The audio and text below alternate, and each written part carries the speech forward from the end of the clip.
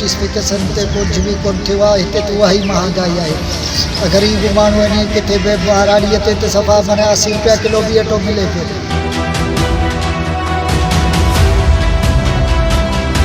उणठ बोरियुनि जो असां चैलान भरियो आहे 15 ॾींहंनि जो। हाणे 15 ॾींहंनि में 59 बोरियूं छा हलाईंदा? असांखे ॾींदा 59 बोरियूं 15 ॾींहं त तव्हां सम्झो 60 त 120 बोरियूं जेको ॾींदा असांखे पर मंथ 120 बोरियुनि मां छा थींदो? एॾी वॾी पॉपुलेशन आहे हुन केरु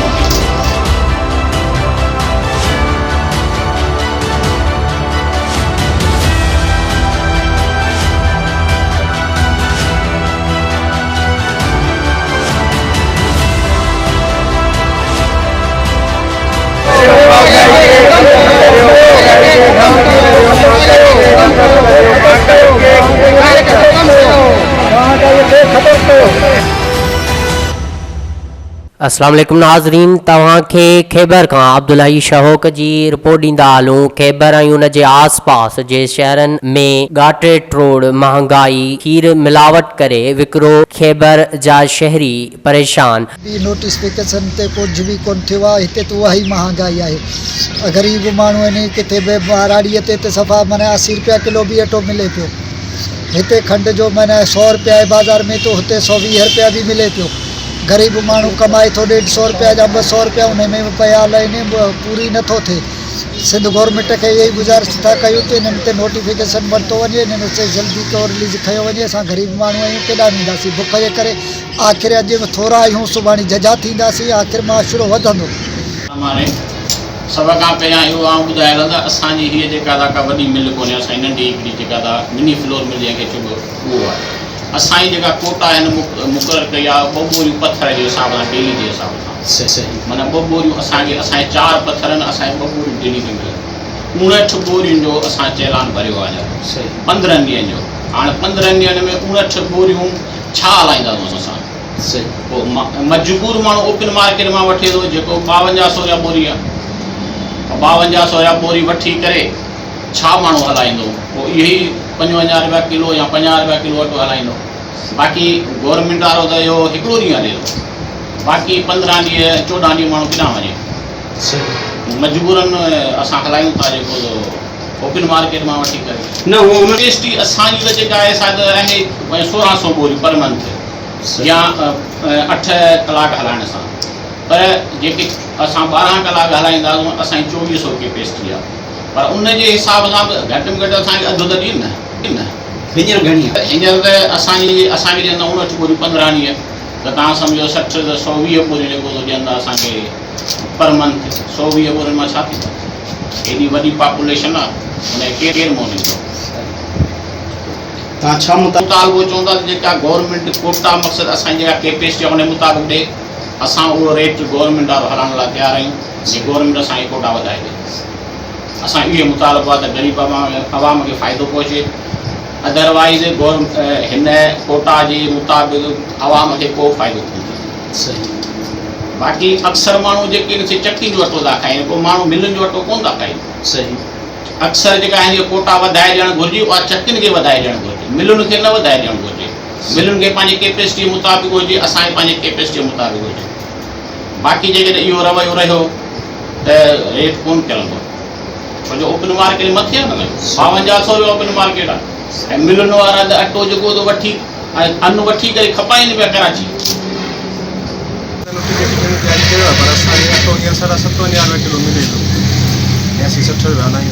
कहिड़ी मिल न खणंदा आहियो? असीं मुख़्तलिफ़ मिलनि न खणंदा आहियूं, चकिन न खणंदा आहियूं ऐं मिलनि न खणंदा आहियूं।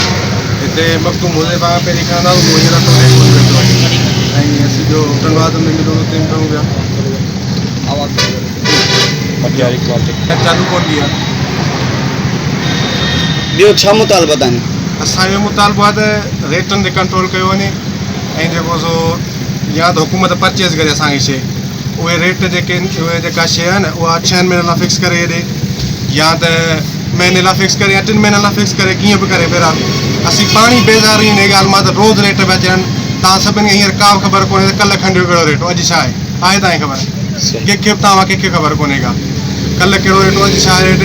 ऐं इहा ई हालत आहे डेली रेट था अचनि का ख़बर कोन्हे का छा थो थिए छा कोन थो कलाक कलाक रेट चढ़े थो असीं पाण बेज़ार आहियूं ग्राहक अचे थो सुबुह जो हिकिड़ी शइ हिकु रेट में वठे थो वञे शाम जो वरी असांखे गारियूं थो ॾिए शाम जो असीं वठणु वञूं था उहा शइ महांगी थी असांखे मिले तव्हां कंट्रोल केरु कोन थो कराए हिते जा जेके बि आहिनि MN आहिनि MP आहिनि केरु बि आहे हद जा जेके बि ज़मीदार आहिनि पाण ऐं मिलूं बि उन्हनि जूं आहिनि इंतज़ामिया तरफ़ां को बि नोटिफिकेशन कोन मिलियो आहे इंतज़ामिया तरफ़ां मिले तॾहिं पोइ रोज़मर्रा जा असां ॾे अचनि रोज़ अचनि उहे DC हुजे AC जो नया माण्हू हुजनि रोज़ अचनि असां ॾे ऐं रोज़ असां पुछनि तव्हांखे केतिरे में शइ मिली आहे ऐं केतिरे में हलायो ईअं न चवनि की हेतिरे में हलायो इहो तरीक़ो ग़लति आहे असां रोज़ अची पुछनि भाउ तूं घणे में शइ वठी आयो पोइ असीं उन हिसाब सां हलायूं शइ ठीकु असां ॾे को मांगी महीननि जा स्टॉक या कोन असीं 3 ॾींहंनि जो माल आणियूं या हफ़्ते जो माल आणियूं असांजी रोज़ी जेका तव्हां जेको पर्सेंटेज असांखे ॾींदा जेकॾहिं शइ तव्हांजी 95 में असांखे तव्हीं ॾियो था तव्हीं चओ था 100 रुपए में हलायो उनखे असांखे तव्हीं पाबंद करियो महीने लाइ 3 महीननि लाइ 6 महीननि लाइ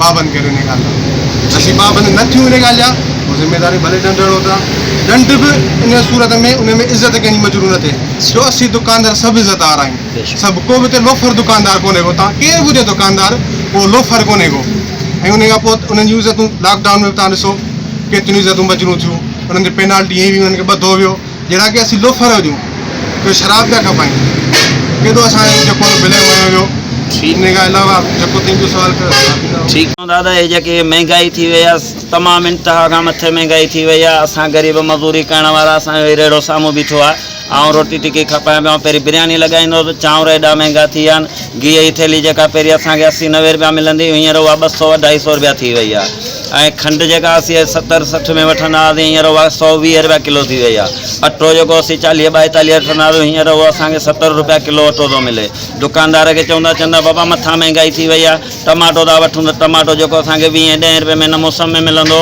हींअर उहो 70-80 रुपया लॻो पिया पटाटो टमाटो महांगा लॻा पिया बसर बि महांगो लॻो पिया असां मज़दूर तबिको असां बचिड़े हाल माण्हू असां 300 रुपया 250 रुपया मज़दूरी कमाइण वारा असीं 600-700 रुपया किथां ख़र्च करियूं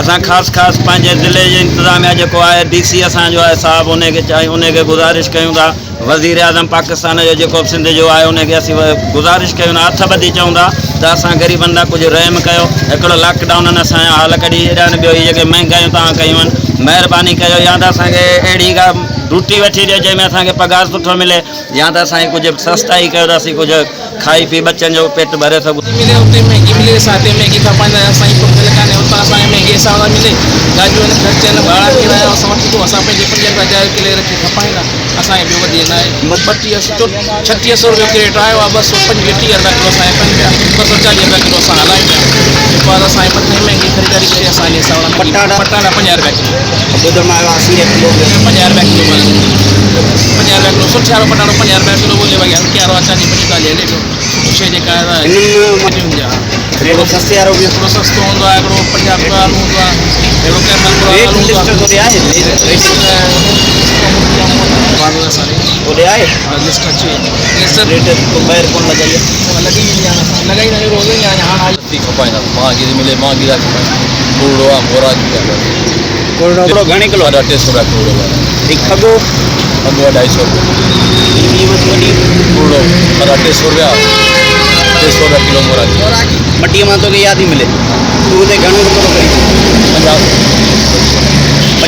50 वधीक माना 50 खनि तूं पंहिंजी मज़दूरी रखी थो तमामु घटि आहे सख़्तु परेशानी जो माना घर जो सामान नथा वठी सघूं तमामु वॾी महांगाई आहे घणी 300-400 रुपया घणी आहे अटो किलो मिले थो हिते असांखे खंडु 100 रुपया किलो मिले थी हा टमाटा त इहो त असीं खायूं कोन महांगा आहिनि 220 रुपया पटाटा 80 रुपया किलो हा त अहिड़ी शइ महांगियुनि जो असीं वठी नथा सघूं तव्हां छा मुतालबो करियो था असीं चवंदा सस्ताई थिए ग़रीब माण्हू जी पेट गुज़र त करे 2 मन जी मानी खाई सघे बेनता मटियारी ज़िले खैबर स्टाफ ते वॾी महांगा लॻी पई आहे जेका बि शइ हिते वठी थी वञिजे त कम से कम 100 रुपया किलो लॻो पियो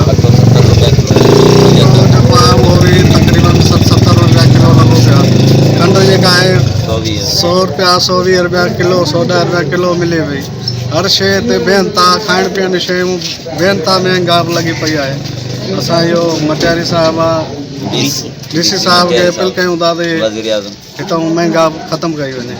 अटो 80 रुपया किलो, खंड 105 रुपया थी वई, आनो 18 रुपया महांगो थी वियो, खीर में मिलावट करे 100 रुपया किलो विकामजी रहियो आहे।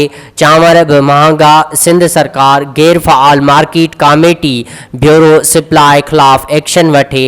टमाटा 300, करेला 110, तूरी 80 रुपया, मेहा 70 रुपया, लीमा 220 रुपया, सुकी थूम 150 रुपया, गुलगोभी 80 रुपया, बंद गोभी 110 रुपया, वांगण 50 रुपया, खीरा 90 रुपया किलो विकिरो थियण लॻा आहिनि। फ्रूट त ग़रीब आवाम जे खाइण खां बि चढ़ियल आहे, जॾहिं त आम खाधे पीते जी शयुनि चांवरनि जो अटो 60 रुपया, कणक जो अटो 80 रुपया, खंड 105 रुपया किलो, दाल चना 220 रुपया, दाल मूंग 280 रुपया, बेसण 180 रुपया किलो थी वियो आहे, जॾहिं त वॾो गोश्त 450 रुपया, ॿाकरो गोश्त 1300 विकिरो कई पई वञे।